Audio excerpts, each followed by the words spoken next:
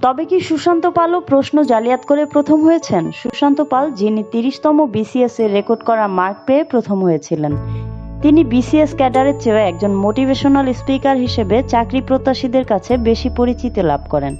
তার জন্ম চট্টগ্রামে। পড়াশোনা করেছেন চট্টগ্রাম বিজ্ঞান ও প্রযুক্তি বিশ্ববিদ্যালয় চুয়েট থেকে। তিনি ফেসবুক, ইউটিউবে খুবই সরব। সুশান্ত পাল জীবনের স্ট্রাগল থেকে এক্স গার্লফ্রেন্ডকে নিয়ে নানান সময় কথা বলে ভাইরাল হয়েছেন বেশ কয়েকবার।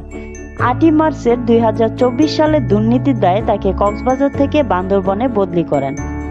বর্তমানে তার পেজের বিভিন্ন পোস্টে তার ফ্যান ফলোয়ার্সরা রিসেন্ট প্রশ্ন ফাঁস সহ কোটা আন্দোলন নিয়ে কথা বলতে বললে তিনি ক্ষেপে গিয়ে ফ্যানদের উদ্দেশ্যে উল্টাপাল্টা কমেন্ট পোস্ট করেন এবং ফ্যানদের লজ্জাশরমহীন, অশিক্ষিত, যোগ্যতাহীন, ব্যক্তিত্বহীন, কর্মহীন বলে কটাক্ষ করেন এবং তাদেরকে ব্লক দেওয়ার হুমকিও দেন।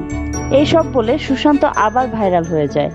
সোশ্যাল মিডিয়াতে এইসব পোস্ট এবং কমেন্ট ঘুরতে থাকে এবং তাকে গণহারে আনফলো দিতে থাকে মানুষ। এবং ফলস্বরূপ ১৩ই জুলাই ২০২৪ তার ১৮ লাখ ফলোয়ার সহ তার পেজ উধাও হয়ে যায়। তার আরেকটি আইডির মাধ্যমে সে নিজেই তার পেজ উধাও হওয়ার কথাটি জানান।